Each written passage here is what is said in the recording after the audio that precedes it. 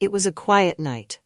One of those evenings where the silence in the house feels almost too thick, wrapping around each room and settling like dust. I had been alone for days, my husband away on a business trip, and though I'd always been comfortable with solitude, something felt different tonight. The shadows seemed heavier somehow, lingering in the corners, and the usual creaks and groans of the house settled over me like whispers. As I lay in bed, I tried to shake off the feeling. It was just another night, I reminded myself. Another quiet evening in the home we'd built together, filled with memories and love. But the silence persisted, pressing down until it became almost suffocating. I closed my eyes, hoping to drift into sleep, but every time I was about to slip away, I thought I heard something. A faint sound, so quiet it could have been my own breathing. And then, unmistakably, there it was again. The soft, deliberate echo of footsteps down the hall. My heart leapt into my throat, and I felt my pulse quicken as a rush of questions flooded my mind. Who could it be? What would I do? Before I could move or even fully grasp what was happening, I heard the faintest creak as the door to my bedroom slowly began to open. In the dim light, I could make out two figures, their faces obscured in shadow. They stepped inside, and for a moment I was paralyzed with fear. But as they moved closer, their posture was calm, their steps unhurried, as though they had all the time in the world. They weren't here to steal. Or if they were, they had something far more unsettling in mind. As they stepped further into the dim glow of my bedroom, I forced myself to focus. My breaths were shallow, each one more desperate than the last. It was strange, though. These men weren't dressed in the usual attire of burglars or common thieves. There was no urgency, no mask or hurried scuffling. Instead, their faces were partially visible in the moonlight that seeped through the curtains, casting an otherworldly glow on them. They looked oddly calm, like they had all the time in the world. I opened my mouth, uncertain of what I was even going to say, when the taller of the two raised a hand, a small smile tugging at the corner of his lips. "No need to be afraid," he murmured in a voice low enough that it barely disturbed the air. Afraid? That was putting it mildly. But I was more stunned than anything else. The way he spoke, almost gently, did something to soothe the panic clawing at my chest. The smaller man, standing a few feet behind him, was observing silently, his eyes taking in everything with an intensity that felt almost familiar. "What do you want?" I finally managed, the tremor in my voice betraying my attempt at bravery. The taller man glanced back at his companion, exchanging a look that I couldn't decipher. "We're not here to take anything that doesn't belong to us," he replied softly. "But we are here for something valuable." The words settled over me, heavy with layers I couldn't unravel. What could they mean by that? There was nothing in the house that could hold any value to anyone but my husband and me. My confusion must have shown because the man took a step closer, his gaze never leaving mine. "You lead an interesting life," he remarked. "At least, from the outside." I stiffened, unsettled by the implication. "You don't know me," I replied, my voice sharper than I intended. But even as I said the words, I sensed they weren't entirely true. There was something in his demeanor, in the way he looked at me, that hinted he might know more than I could fathom. "Perhaps not," he conceded with a slight nod. "But we've been around people long enough to recognize potential." "Potential," I echoed, unable to mask my bewilderment. "For what?" The second man finally spoke, his voice softer yet laden with an intensity that made the hair on the back of my neck stand up. "Potential for more than the life you're living." I couldn't look away, caught by his words, so simple yet charged with a kind of familiarity that felt too close. "I don't know what you mean." "Of course you do," the first man said, his voice a soothing, almost hypnotic hum. "When was the last time you felt truly alive, Alara?" My pulse quickened at the sound of my name on his lips, each syllable rolling off his tongue as if he'd known it all along. How could they know my name? A dozen questions rushed to the surface, but I pushed them down, overwhelmed by a sense of curiosity stronger than my fear. I stammered, unable to find a coherent answer. It had been too long since I'd allowed myself to think about it. Life had become a series of routines, quiet and predictable, just as I'd wanted. Or at least that's what I told myself. The taller man inclined his head, his gaze piercing but somehow understanding. "We're here to give you an opportunity," he murmured, "to remember what it feels like to live outside of those routines." Their words, laced with an allure I couldn't resist, unraveled something inside me. A dormant part of myself that I had kept hidden for far too long. I found myself nodding before I fully understood what I was agreeing to. The man standing before me extended his hand, palm up, as though inviting me into a dance, into some unspeakable adventure. The choice felt monumental, yet I couldn't stop my hand from lifting, from resting in his. "We won't take you anywhere you're not willing to go," he promised softly. The room seemed to shift as they guided me from the bed to the living room, my hand still in his, the other man trailing silently behind. I felt strangely untethered, as though I were drifting between reality and some shadowy dream. My mind should have been racing with ways to escape, to call for help. But all I could feel was an overwhelming curiosity. Once in the soft glow of the lamp-lit room, they invited me to sit down. The man who had spoken first introduced himself as Alistair, and his companion as Reeve. They took seats across from me, their expressions calm, almost comforting. "Tell us about yourself, Alara," Alistair began, his tone as gentle as if he were asking an old friend. I crossed my arms defensively, my voice tinged with skepticism. "You know my name, you're in my house uninvited, and now you want me to share my life story?" Reeve leaned forward, his gaze steady. "We're here to understand something deeper, something that goes beyond what you show to the world." Despite myself, I felt the words bubbling up. How long had it been since anyone had truly asked me about my life? Since anyone had wanted to know the person beneath the surface? I don't know what to say," I admitted, almost ashamed of the answer. "My life isn't particularly remarkable. My husband and I live a quiet life here. We've been together for decades, and—" I trailed off, unsure of where the sentence was supposed to go. "Decades," Alistair repeated thoughtfully. "And in all those years, have you felt content? Truly content?" I hesitated, the question catching me off guard. Had I felt content? I wanted to say yes, to insist that the life I'd built was enough, but something in his gaze told me that he could see through the facade. "There are times," I replied carefully, "when I wonder what might have been. But that's true for everyone, isn't it?" Alistair nodded, a knowing smile touching his lips. "Perhaps. But not everyone finds themselves questioning that in the middle of the night, alone, surrounded by silence." Reeve's eyes held mine with an intensity that felt as though it could unravel me if I let it. "We're here to remind you, Alara," he said softly, "to help you see that there's more waiting, if only you're willing to reach for it." His words were cryptic, but they resonated deep within me. The idea of forming an alliance with these two was absurd, and yet something within me leaned toward them, intrigued. Here were two men who, for reasons I couldn't quite grasp, saw something in me, something I had long forgotten or perhaps never truly known. Part of me wanted to dismiss their words, to cling to the predictable world I knew. But as I sat there, surrounded by an almost otherworldly tension, I realized that they were offering something I hadn't dared to pursue.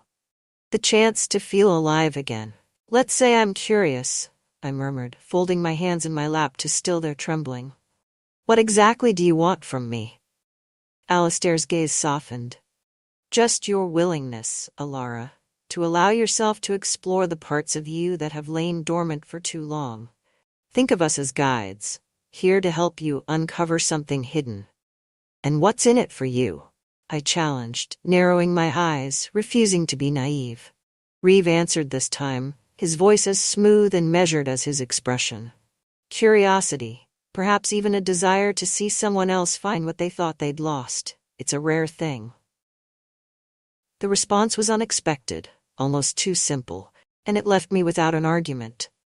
Curiosity, a motive that seemed harmless, yet in their hands, felt as powerful as any weapon. It was as if they were reflecting a part of myself back at me, one I'd neglected for far too long. I shifted, glancing from one to the other, searching for a sign of deception.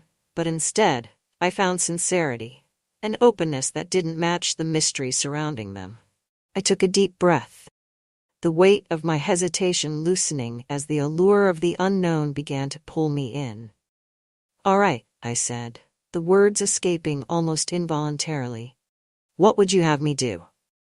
Alistair's smile was subtle, and he leaned back as though my acceptance had unlocked something within him too. "Let's start with a memory. Something that brings you joy, or perhaps even regret. Something vivid. Close your eyes and let it surface."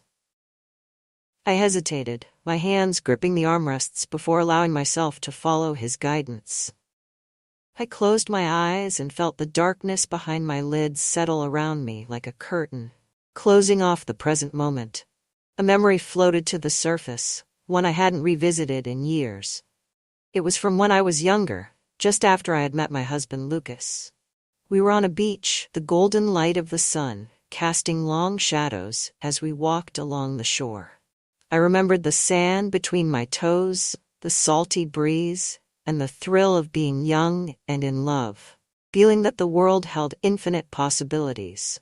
As I sank into the memory, I felt my heart ache with a nostalgia I'd long ignored. There had been such freedom in that moment, a joy I hadn't experienced in years.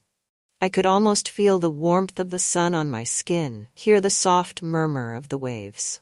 When I opened my eyes, Alistair and Reeve were watching me intently, as though they had shared the memory themselves. "You were happy," Alistair murmured, his voice gentle. I nodded, the vulnerability of the admission surprising me. "Yes, I was." "And what changed?" Reeve asked, his question penetrating, laced with a sincerity that invited honesty. The words came unbidden, as though they had been waiting to escape. "Life changed. Responsibilities, routines, and eventually, I suppose I forgot what that kind of happiness felt like." Silence settled over the room, and I felt a strange mixture of relief and grief at having said it aloud. Admitting that I had lost a part of myself felt like tearing down a wall I had long built to protect myself from disappointment. "Then let us remind you," Alistair said softly. "Let us show you that it's not too late to rediscover that part of yourself." I don't know how much time passed as we continued to talk, each question from them peeling back layers I hadn't even realized were there.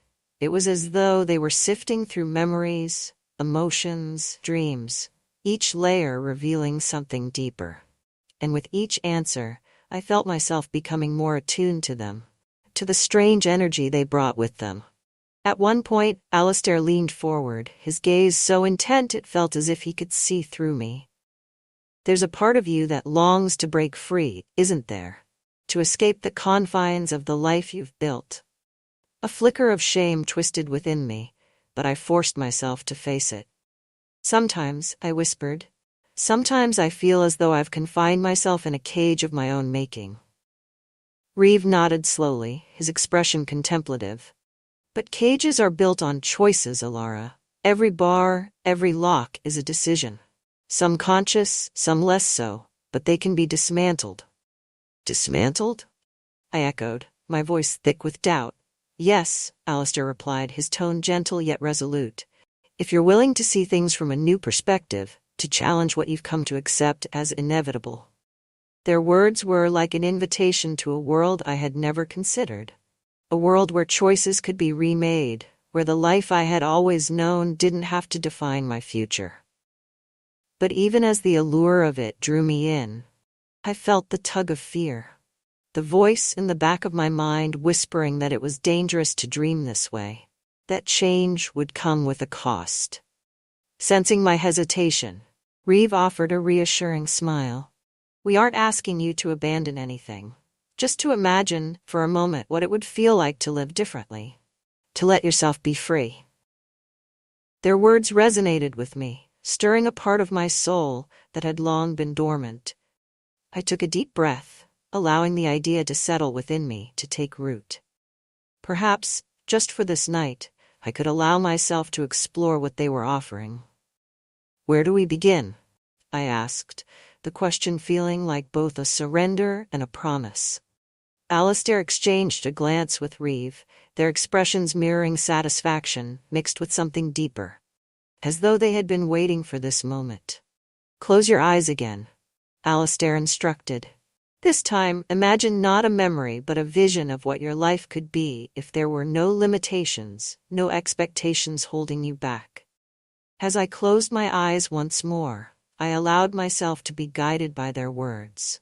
Slowly, a vision began to form, an image of myself free from the routines and responsibilities that had defined me for so long. I saw myself walking along an unfamiliar path, my steps unhurried, my face turned toward the sun. There was a lightness in my chest, a sense of liberation that felt both exhilarating and foreign. In the vision, I was laughing, my head thrown back as though I had nothing to fear, nothing to lose. It was a version of myself I hadn't seen in years, a woman who moved through the world with confidence and grace, untethered by the expectations of others. When I opened my eyes, I was met with Alistair's steady gaze, his expression warm and encouraging. "How did it feel?" he asked, his voice a quiet murmur that cut through the silence. "Strange," I admitted. "But wonderful." Reeve nodded, a satisfied glint in his eyes. "Hold on to that feeling, Alara. It's not a dream, it's a possibility. A part of you that's been waiting to be acknowledged." Something about his words felt like a promise, one that stirred a thrill within me. As we continued talking, I found myself sharing pieces of my life, my thoughts, and my dreams that I hadn't spoken about in years. With each word, I felt as though I were shedding an old skin, revealing a new version of myself that had been buried beneath layers of expectation and routine. Time passed in a blur, the boundaries between us dissolving as the night wore on. I no longer felt like a captive in my own home, but rather a willing participant in a strange and beautiful dance, one that defied logic, yet felt deeply right. It was only when the first light of dawn began to filter through the curtains that I realized how much time had passed. Alistair and Reeve exchanged a glance, and I felt a pang of disappointment, sensing that our time together was coming to an end. "Will I see you again?" I asked, the vulnerability in my voice catching me off guard. Alistair's smile was gentle, filled with a warmth that made my heart ache. "Perhaps. But even if we don't return, you have everything you need within you, Alara." This night was just the beginning. I nodded, a part of me understanding the truth of his words. When Alistair and Reeve left, the house fell into a deep, resounding silence. It was as if their presence had been woven into the walls, the air still humming faintly with the energy they had left behind.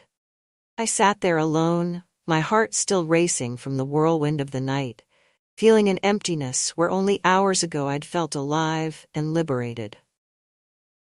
Their words and the strange awakening they'd inspired lingered, their impact settling like dust in the stillness. That morning, as I moved through the house, I found myself noticing things I hadn't paid attention to in years. The worn spot on the living room rug where my husband and I used to sit and talk, the photograph on the wall of a younger me on the beach. Every detail seemed heightened, each memory sharper, more vivid. It was as if my senses had been rewired, my mind now constantly drawn to the possibilities I had only dared to imagine in Alistair and Reeve's presence. The hours passed slowly, and I found myself reflecting on the life I had built with Lucas. Over the years, our marriage had fallen into a steady, familiar rhythm, one that had suited me. Or so I had thought.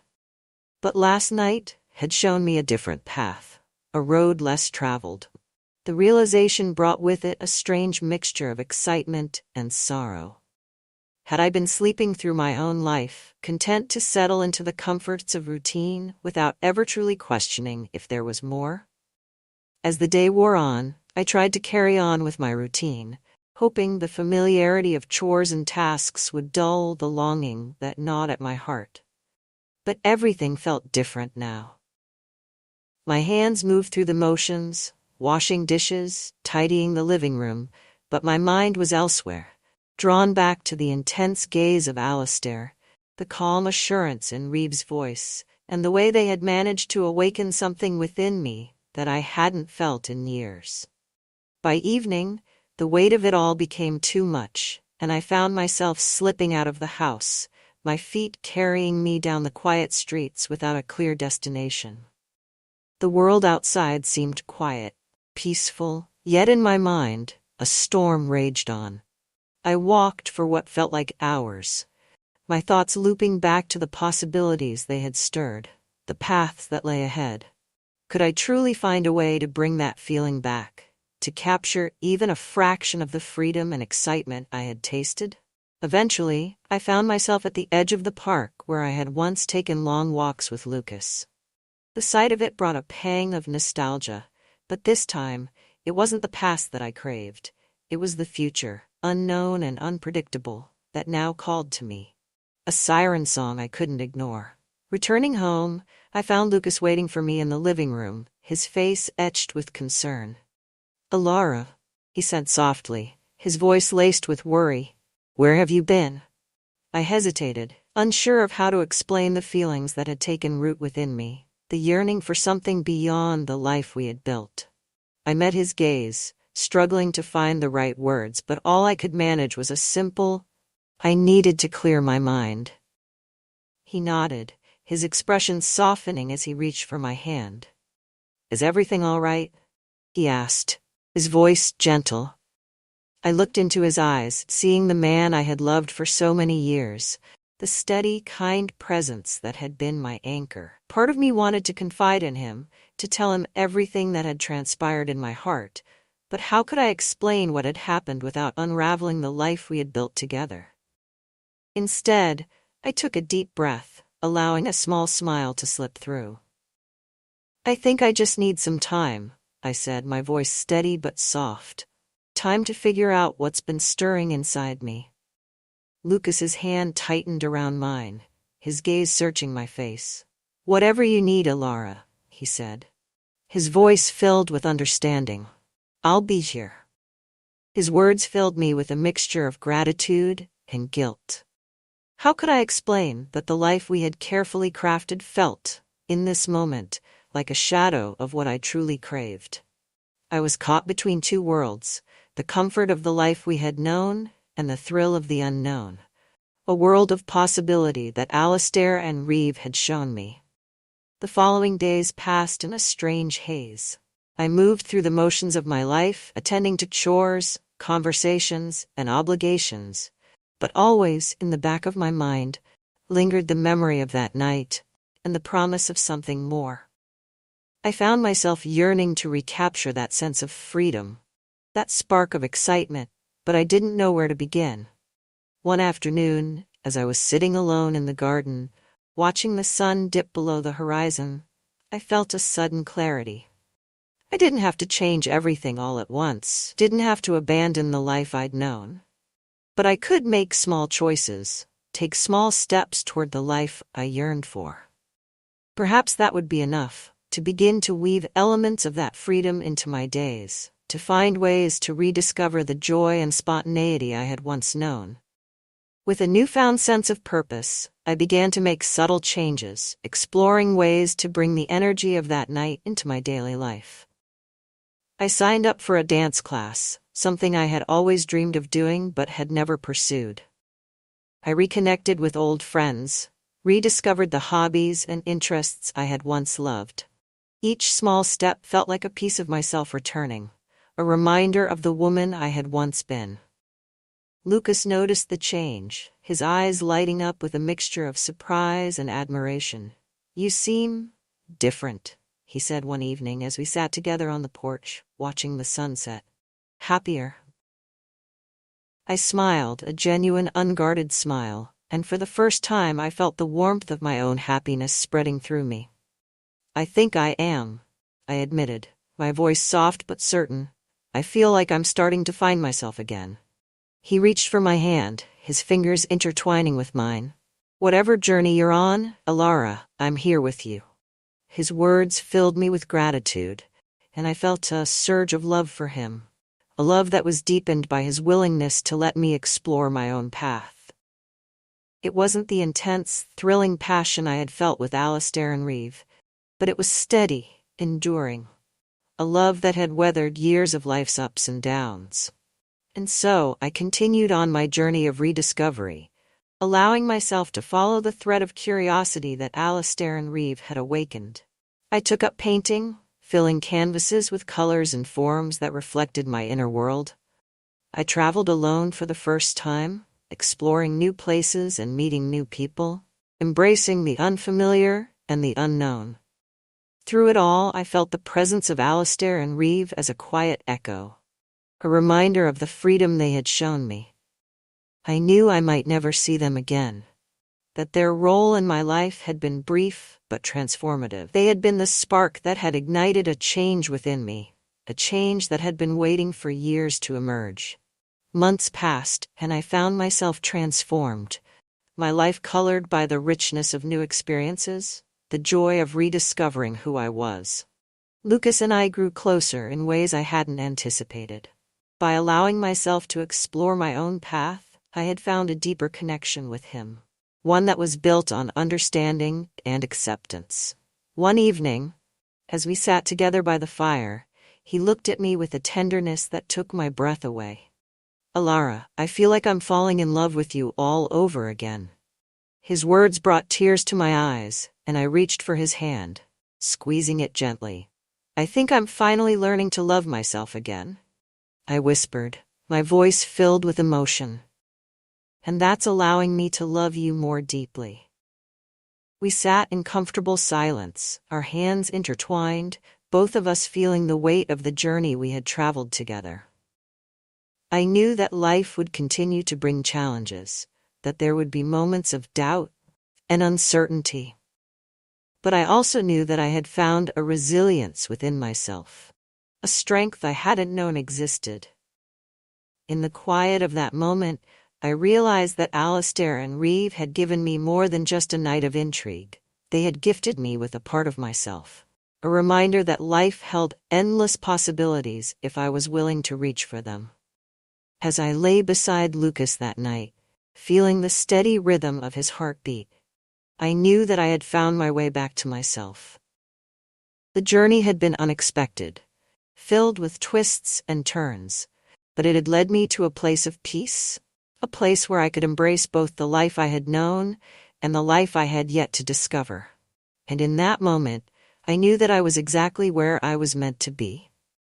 The months of transformation brought not only new joy and strength, but also a deeper understanding of love, commitment, and self-discovery. I found myself appreciating the quiet moments with Lucas more than I ever had, savoring the way he supported me, not by pulling me back, but by letting me expand and redefine who I was. It was as though he, too, was rediscovering aspects of his own life through my journey. One evening, as we prepared dinner together, I felt a surge of gratitude. There was Lucas, humming a familiar tune, stirring a pot on the stove, completely at ease. I watched him and felt a warmth in my heart that I hadn't felt in years. It was a different kind of passion, not the wild, electric thrill that Alistair and Reeve had stirred, but a steady, dependable flame that had burned quietly all along. "Lucas," I began, feeling a need to voice my thoughts, "thank you for everything." He looked at me, his eyes softening, a curious smile spreading across his face. "For what?" he asked, as if it were the most natural thing in the world to stand by me, even through the strange upheaval I'd introduced into our lives. "For giving me the space to rediscover myself," I replied, my voice thick with emotion. "I don't know many people who would have understood, let alone supported, a journey like this."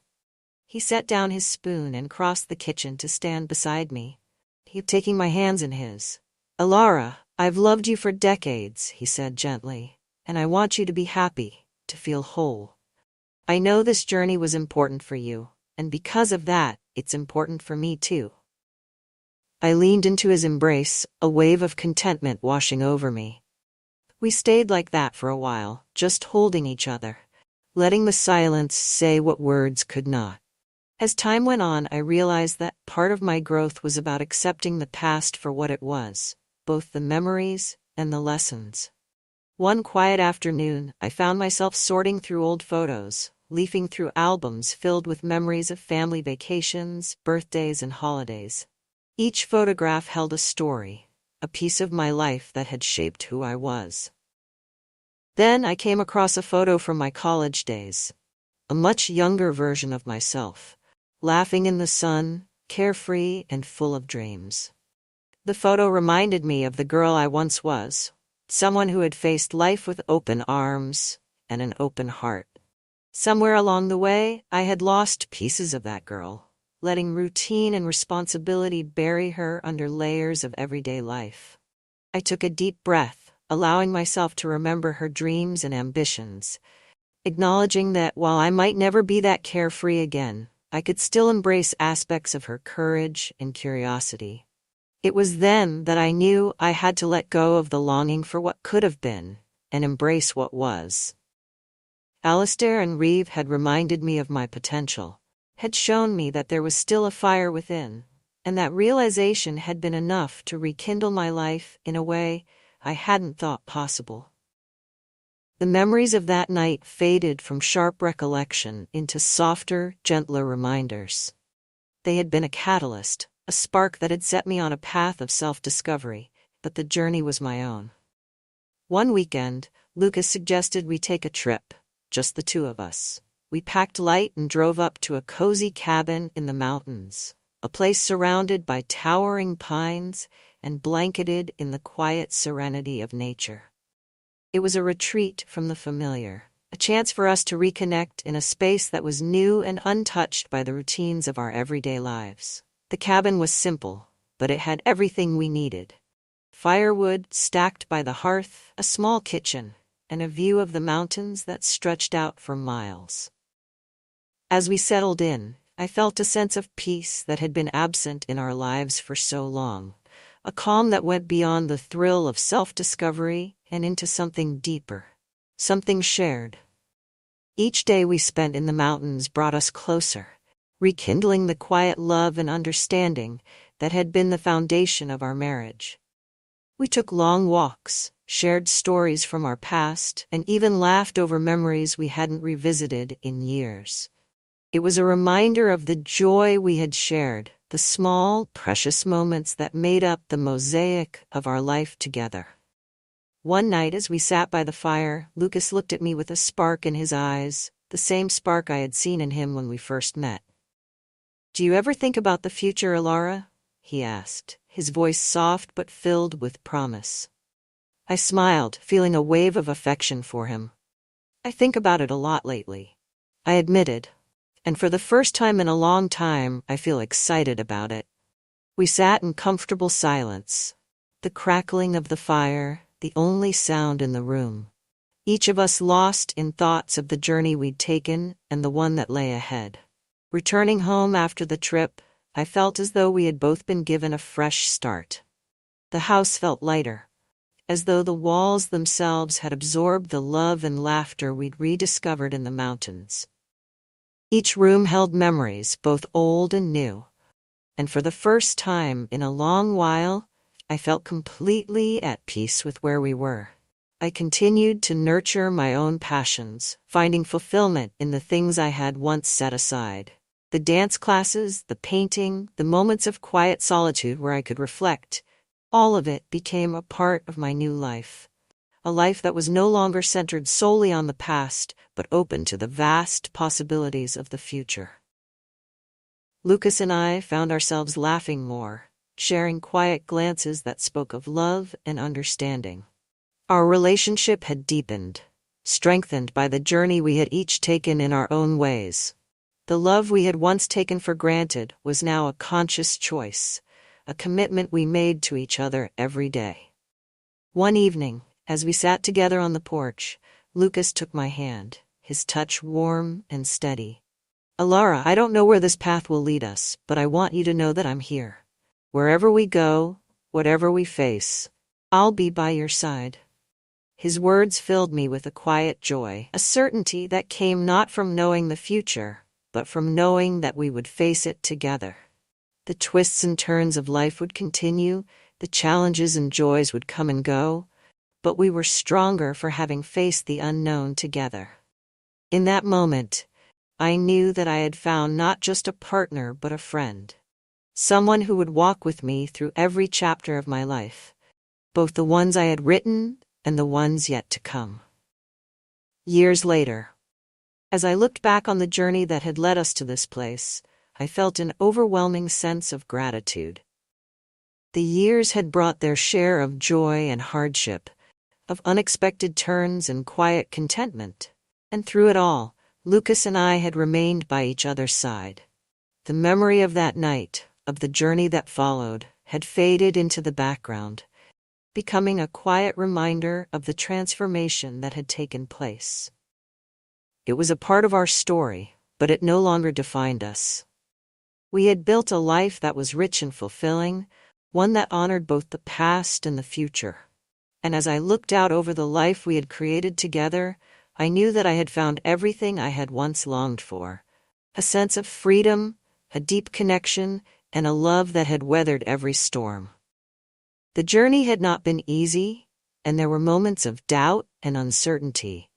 But in the end, it had been worth every step. I had found my way back to myself, to the woman I had once been and the woman I had yet to become. And I had found a love that was stronger, richer, and more beautiful for the journey we had taken together. As I sat beside Lucas, our hands entwined, I felt a quiet contentment settle over me. The road ahead was still unwritten, filled with the mystery and beauty of the unknown, but I knew that, whatever came our way, we would face it together. In that moment, I felt truly, deeply alive. It was an innocent mistake. I'd buttoned my shirt in a rush that morning, fumbling with the silk fabric while flipping pancakes for breakfast. I didn't realize anything was wrong until I caught Roman staring, his eyes lingering on me, then darting away as if he was afraid I'd notice. My confusion turned to horror when I looked down and saw the gaping opening in my shirt, the mismatched buttons exposing more of my chest than I'd ever intended. "Roman," I said, clutching the fabric closed, my voice faltering. He froze, his fork hovering above his plate. I was just..." Neither of us could finish the sentence. For a moment, the air between us felt thick and electric, charged with something neither of us could name but both of us could feel. I turned away quickly, muttering something about needing to fix it, my cheeks burning with embarrassment. That moment should have ended there. I should have laughed it off later, chalked it up to an awkward mishap between a stepmother and her grown stepson. But something had shifted. That fleeting glimpse of vulnerability, of something forbidden, lingered in the room long after I'd retreated upstairs to fix my shirt. And as much as I tried to ignore it, I couldn't stop replaying the way he'd looked at me. Not with embarrassment, but with something else entirely. Let me back up and explain how we got here. My name is Lydia, and I've spent the past 15 years married to Victor Everett, a man who, despite his wealth and ambition, has always felt like a stranger to me. Victor is the kind of man who lives for control. He manages his company, his public image, and even his relationships with the precision of a surgeon. But in our marriage, that control has left little room for warmth. I'm not sure if it's my age, his growing obsession with work, or the simple fact that we've grown apart, but somewhere along the line, I became invisible to him. When Roman came back into our lives a few months ago, I hardly thought anything of it. He's Victor's son from his first marriage, a child of privilege who was raised in boarding schools and rarely visited during holidays. At 25, he's intelligent, sharp, and carries himself with a quiet confidence that's both disarming and intimidating. He quit a lucrative job in New York earlier this year, citing burnout, and decided to move back home temporarily while figuring out his next steps.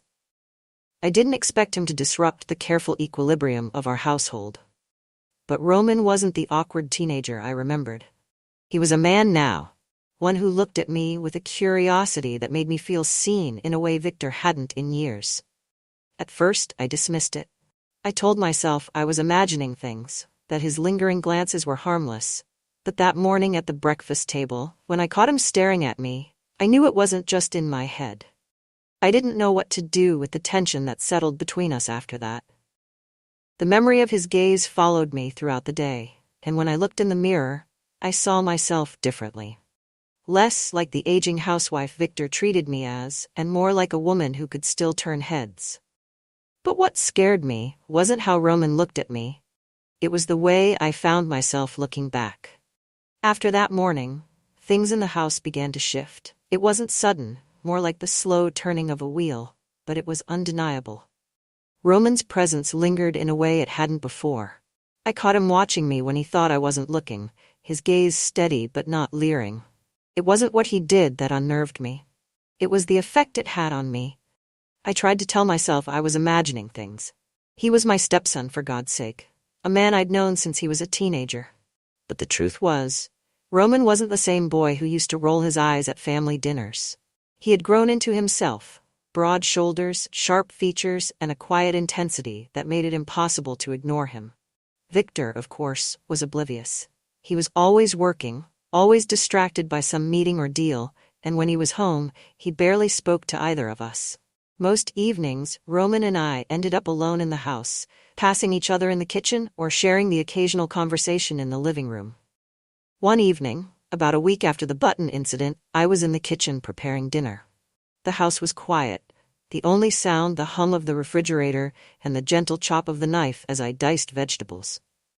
Roman walked in, his hair damp from the shower, wearing a fitted gray t-shirt and jeans. "Smells good," he said, leaning against the counter.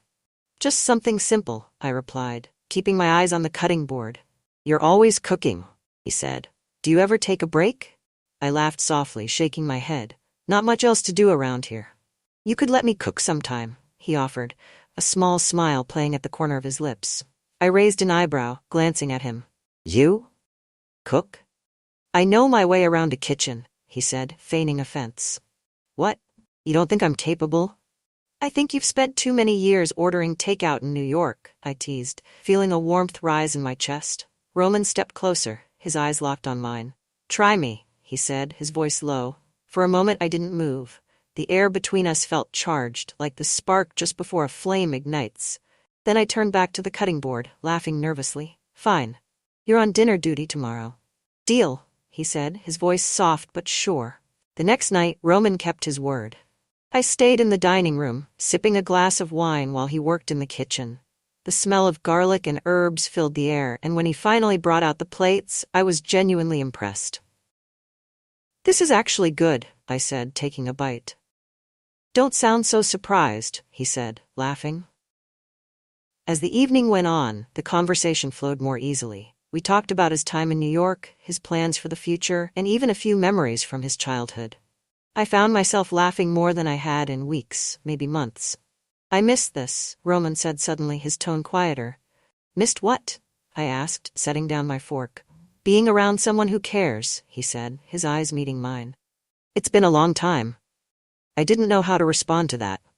Victor's absence had left a void in both of our lives, but hearing Roman say it out loud made it feel heavier somehow. "Well, you're home now," I said softly, "and you're not alone." The first real moment of escalation came a few nights later. It was late, Victor was away on another business trip, and I was sitting in the living room with a book and a cup of tea. Roman came in, his hair tousled, wearing a hoodie and sweatpants. He hesitated in the doorway before sitting down across from me. "Couldn't sleep?" I asked. He shook his head. "Too much on my mind." We sat in silence for a moment, the sound of the rain outside filling the room. "Can I ask you something?" Roman said finally. "Of course," I replied, closing my book. "Do you ever feel like you've wasted time?" he asked, his voice soft. I blinked, surprised by the question. "What do you mean?" He looked down at his hands, his brow furrowed. Like, you've spent years doing what you thought you were supposed to, only to realize it wasn't what you wanted. I swallowed hard, the truth of his words hitting closer to home than I cared to admit. All the time, I said quietly. Roman looked up, his eyes searching mine. How do you fix it? I don't know, I admitted. I'm still trying to figure that out myself. His gaze lingered, and I felt my pulse quicken. Lydia, he said, his voice barely above a whisper. Yes? He hesitated, his jaw tightening as if he was holding something back. Then he shook his head, a small, almost bitter smile crossing his lips. Never mind. Before I could press him, he stood and walked out of the room, leaving me alone with the storm raging outside and the storm building inside me. After that night, things between us became even more complicated. Roman found subtle excuses to be near me, helping me with groceries, offering to fix things around the house, even joining me on my morning walks. Each interaction felt charged, as if we were dancing around an unspoken truth neither of us was ready to admit. One afternoon, as I was rearranging the bookshelf in the study, Roman came in carrying a ladder. Marta said one of the light bulbs is out, he said, gesturing to the ceiling. Thanks, I said, stepping aside as he set up the ladder. I watched as he climbed, his movements confident and fluid. When he reached the top, he glanced down at me and smiled. You're staring, he said teasingly. I flushed, quickly looking away. Just making sure you don't fall. Uh-huh, he said, laughing softly. As he climbed back down, his hand brushed mine, and I felt that same jolt of electricity I'd felt in the kitchen. For a moment, neither of us moved. Roman, I started, but he cut me off. Lydia, he said, his voice steady but intense. I think we both know what this is. I stepped back, my heart pounding. You're imagining things. Am I? He asked, his gaze unwavering. I didn't answer. Instead, I turned and walked out of the room, my mind racing. The tension between us was impossible to ignore. Every glance, every touch, every word carried a weight that threatened to crush us both. And as much as I tried to fight it, I couldn't deny the truth. I wasn't imagining it either. Roman wasn't just my stepson. He was the first person in years who made me feel alive. And that terrified me more than anything. Victor left for another business trip on a rainy Friday morning. His usual parting words were devoid of emotion, just a muttered, "Don't forget to handle the accounts," before he walked out the door with his suitcase. Watching him leave, I couldn't help but feel a hollow relief. His absence was a reprieve, but it also left me vulnerable. Roman was in the garage, tinkering with an old bike Victor had meant to sell months ago. I found him later, wiping his hands with a rag, his face streaked with grease. "You've been busy," I said, leaning against the doorframe. He glanced up, his lips curving into a small smile. "Better than sitting around doing nothing." I didn't reply, but my eyes lingered on him longer than they should have. There was something about Roman, his quiet confidence, the way he filled the room without even trying, that pulled me in. No matter how hard I tried to resist. That evening, the storm returned with full force. Thunder rumbled in the distance as rain lashed against the windows. I was in the living room, curled up with a book I wasn't reading, when Roman came in. "Power's out in the guest house," he said, running a hand through his damp hair. "Mind if I hang out in here?" "Of course," I said, closing the book and gesturing to the couch. He sat across from me, his posture relaxed but his eyes sharp, tracking my every move.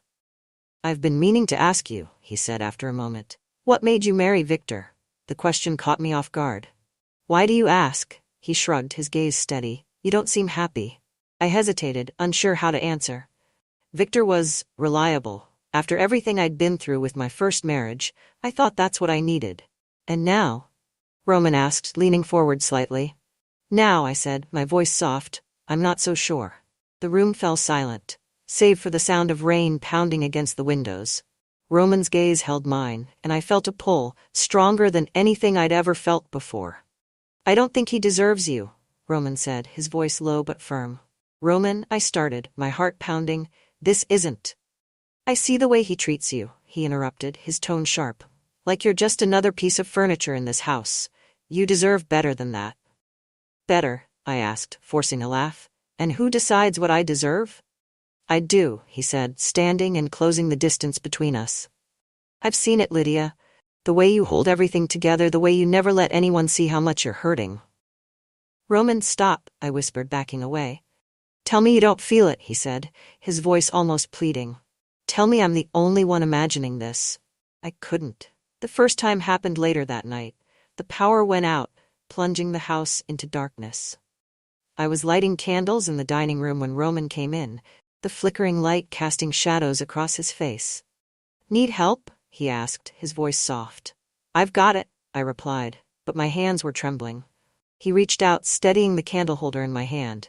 His fingers brushed mine, and the jolt of electricity was undeniable. Lydia, he murmured, his voice low and full of something I couldn't name. Before I could stop myself, I looked up at him. The distance between us felt impossibly small, and in that moment, the walls I'd built around myself crumbled. The days that followed were a blur of stolen moments and whispered words. It started with small things, his hand brushing against mine as we passed in the hallway, the way his eyes lingered on me when he thought I wasn't looking. But soon, those moments grew into something more. We found ways to be alone, stealing kisses in the kitchen when Marta was out running errands, meeting in the garden late at night under the cover of darkness. Every touch, every glance was intoxicating. You're going to drive me insane, Roman said one evening as we stood in the pantry, our breaths mingling in the small space. Then maybe we should stop, I whispered, though I didn't mean it. Do you want to? He asked, his eyes searching mine. I shook my head, unable to lie. One afternoon, Victor came home early, his unexpected arrival nearly catching us in the middle of a stolen kiss in the study. We managed to separate just in time, but the close call left us both shaken. This is getting too risky, I said that night, my voice trembling. I don't care, Roman replied, his gaze intense. I'll take every risk for you, Lydia. You're worth it. The first crack in our fragile world came from Marta. She was sharper than we gave her credit for, and it didn't take long for her to notice the subtle changes in the house. The way Roman lingered too long in the kitchen, the way I avoided Victor's touch more than usual. One afternoon, as I was folding laundry in the guest room, Marta came in unannounced, her expression unreadable. Mrs. Everett, she said, her tone careful, is everything all right? Of course, I replied quickly, forcing a smile. Why wouldn't it be? She hesitated, then nodded. Just wondering, you've seemed distracted lately. I knew then that she suspected something. Roman and I tried to be more careful after that, but the tension only grew.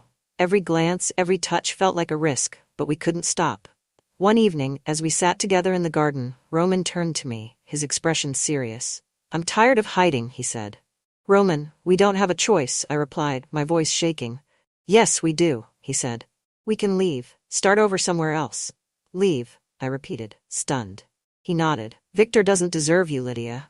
We can have a life together, a real one. As much as I wanted to believe him, I knew it wasn't that simple. Victor wasn't the kind of man to let go easily, and the thought of what he might do if he found out terrified me. Roman, I said softly, this isn't just about us. There's too much at stake.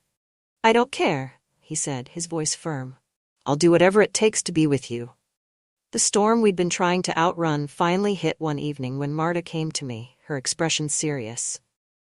Mrs. Everett, she said, I think you should know, someone's been watching the house. My blood ran cold. What do you mean? There's a man, she said. He's been parked down the street for hours. I saw him watching Roman earlier. I felt the walls closing in, the fragile world Roman and I had built threatening to collapse. What do we do? I whispered, my voice trembling. Marta hesitated, then said, You need to be careful, Mrs. Everett. This could ruin everything. Later that night, Roman and I stood in the garden, the weight of Marta's warning heavy between us. Do you think it's Victor? I asked, my voice barely audible. Roman's jaw tightened. If it is, we'll deal with him. Together.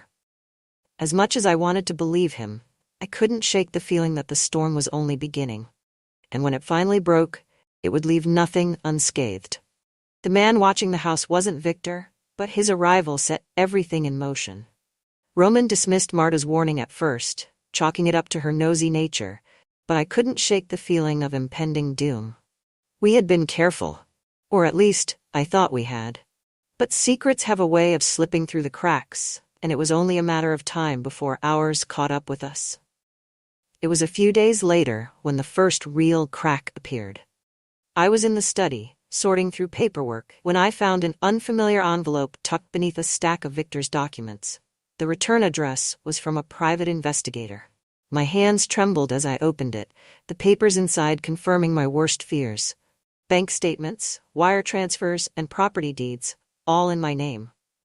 Victor had been funneling money into offshore accounts, using me as the legal owner to shield himself from liability. If anyone discovered it, I'd be the one left holding the bag. I sank into the chair, my heart pounding. This wasn't just about me and Roman anymore. Victor was setting me up, and if I didn't act fast, I'd go down for crimes I didn't commit. That evening, I told Roman what I'd found. "So he's been using you," Roman said, pacing the room. His fists clenched at his sides and his jaw tightened as he spoke. I knew he was a bastard, but this... He's always been careful, I said, my voice shaking. But this? It's calculated. He's setting me up in case something goes wrong. Roman stopped pacing and turned to me, his expression hard. Then we expose him. It's not that simple, I said. If we go to the authorities, they'll look at everything, including us. If they find out about us? Roman interrupted, his voice sharp. Yes, I said, tears stinging my eyes. We're not just risking ourselves, Roman, we're risking everything. He knelt in front of me, taking my hands in his. We'll figure this out. I won't let him destroy you. His words were a comfort, but they didn't change the reality of the situation. Victor wasn't just my husband, he was a man with power and resources. If he suspected what was happening, he'd stop at nothing to ruin me. The next day, Marta confronted me in the kitchen. "Mrs. Everett," she began, her tone more serious than I'd ever heard. "We need to talk." I set down the mug I was holding, bracing myself. "What is it, Marta?" "It's about Roman," she said, her voice lowering. "And you." My stomach dropped. "What are you talking about?" "I'm not blind," she said, crossing her arms. "I've seen the way he looks at you, the way you look at him." I opened my mouth to deny it, but she held up a hand, stopping me. "Save it," she said. "I'm not here to judge you, but you need to know. Victor suspects something. And if he finds out..." Her words hung in the air, heavy with implication. "What do you want from me, Marta?" I asked, my voice trembling. She hesitated, then said, "I want to help you. But if I'm going to stick my neck out, I need to know you're not going to drag me down with you." I stared at her, unsure of what to say. Marta had been with Victor long before I came into the picture, but now she was offering me something I hadn't expected. An ally. Later that evening, as Roman and I sat in the garden, I told him about Marta's warning. "She knows," I said, my voice barely above a whisper. Roman frowned, his hands tightening around the glass he was holding. "What does she want?" "To protect herself," I said. "She's loyal to Victor, but she's not stupid. If this blows up, she doesn't want to be caught in the crossfire." Roman leaned back in his chair, his jaw tightening. "We can't trust her." "We don't have a choice," I said. "She knows too much." For a moment, neither of us spoke. The weight of what we were doing, what we'd already done, was suffocating. "Maybe she's right," I said finally. "About what?" Roman asked, his tone sharp. "About ending this," I said, my voice breaking. "It's only a matter of time before Victor finds out. And when he does..." Roman stood abruptly, his chair scraping against the stone patio. "No," he said, his voice firm. "I won't lose you, Lydia. Not to him." "Roman, this isn't just about us," I said, standing to face him. "If Victor finds out, he'll destroy everything." "Then we destroy him first," Roman said, his eyes blazing with determination. The next twist came the following morning. I was in the dining room flipping through the morning mail when I found another envelope. This one wasn't from a private investigator. It was from Marta. Inside was a handwritten note. "Victor's planning something. Be ready." My hands shook as I read the words. What did she mean? Be ready for what? That night, Victor came home unexpectedly. He walked in with a calmness that put me on edge, his eyes sharp as he looked around the house. "Is something wrong?" I asked, forcing a smile. He shrugged, setting down his briefcase. "Just thought I'd spend some time at home. Is that so unusual?" "Yes," I thought, but I didn't say it. Roman appeared in the doorway moments later, his expression unreadable. "Roman," Victor said, his tone flat. "We need to talk." I felt my stomach drop as Victor gestured for Roman to follow him into the study. The argument that followed was muffled but heated. I stood outside the study, my heart pounding as their voices rose and fell. "I know what you've been doing," Victor said, his tone cold. You don't know anything, Roman replied, his voice sharp. Don't lie to me, Victor spat. You think I haven't seen the way you act around her, the way she acts around you? There was a pause. Then Roman said, You don't deserve her. Victor laughed bitterly. And you think you do? You're nothing but a spoiled little boy playing games you don't understand. I stepped into the room before things could escalate further. Stop it, I said, my voice trembling. Victor turned to me, his eyes narrowing. Ah, and here she is, the woman of the hour. Victor, please, I said, don't do this. Do what? He asked, his voice mocking. Acknowledge the fact that my wife and my son have been sneaking around behind my back? It's not what you think, I said quickly, but he held up a hand, silencing me. Save it, he said. I've already made up my mind. The next few hours were a blur. Victor retreated to his office, leaving Roman and me to pick up the pieces of what had just happened. What do we do now? I asked, my voice shaking. Roman's jaw tightened. We fight back. Roman, no, he said firmly. He doesn't get to win, Lydia. Not this time. As much as I wanted to believe him, I couldn't shake the feeling that we were already too late. The storm Victor had been building was about to break, and when it did, it would destroy everything in its path. The storm came the following night. It wasn't the kind of storm that raged outside, but one that tore through the house, leaving no corner untouched. Victor's calm demeanor from earlier had been a facade, and when he finally struck, it was with the precision of a man who had planned every step. It started with a family dinner, a rare occurrence given Victor's usual detachment. He insisted we all sit down together, his tone light, but his eyes cold. I thought we should have a moment as a family, he said, raising his glass of wine. It feels like we've been drifting apart lately. Roman's hand clenched around his fork, and I forced a smile, trying to keep the tension from showing. As the meal progressed, Victor's words grew sharper. He made jabs at Roman's lack of direction, his recent return home, and even my supposed distractions. You've been quiet tonight, Lydia, Victor said suddenly, his voice cutting through the room. I'm just tired, I replied, keeping my tone neutral. Tired, he repeated, his lips curling into a smirk. I suppose keeping secrets can be exhausting. My stomach dropped. Roman set his fork down with a deliberate clink. If you've got something to say, just say it. Victor leaned back in his chair, studying Roman with the kind of disdain only a father could muster. Fine. Let's put everything on the table, shall we? He turned to me, his gaze icy. How long has this been going on? Victor? I started, my voice trembling. No, he snapped, his calm veneer cracking. Don't lie to me. Don't insult my intelligence. How long have you been sleeping with my son? The words hung in the air like a thunderclap, and for a moment, no one moved. Roman stood abruptly, his chair scraping against the floor. This isn't her fault, he said, his voice low and dangerous. Oh, I'm sure you'd like me to believe that, Victor said, standing to face him. But I know better. You've always been a selfish little brat, taking whatever you want without thinking of the consequences. That's rich coming from you, Roman shot back. You've spent your whole life treating people like pawns in your stupid games. Lydia deserves better than you, and you know it.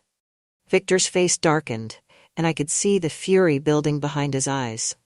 You think you're better than me? You're just a boy playing at being a man. You'll never be anything more.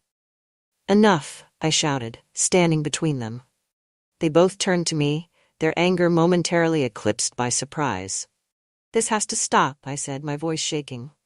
We can't keep tearing each other apart like this. Victor sneered. You think this is over? Oh, Lydia, you have no idea what's coming. After dinner, Victor retreated to his office, slamming the door behind him. Roman and I sat in the living room, the silence between us heavy with unspoken fears. What do we do now? I asked, my voice barely above a whisper. Roman leaned forward, his elbows resting on his knees. We leave. Tonight, we don't wait for him to make the next move. And go where? I asked, tears stinging my eyes. He'll find us, Roman. He always does. Not this time, Roman said firmly. I've already made arrangements. We can disappear. I wanted to believe him, but the thought of leaving everything behind, my home, my life, felt impossible. The breaking point came hours later. I was in the bedroom packing a small bag when I heard a crash from downstairs. My heart raced as I ran to the living room, finding Roman and Victor locked in a heated argument. You think you can just run off with her? Victor shouted, his voice filled with rage. I'm not running, Roman replied, his voice steady. I'm saving her from you. Victor lunged at him, his fist connecting with Roman's jaw. Roman stumbled back but recovered quickly, grabbing Victor by the collar and shoving him against the wall.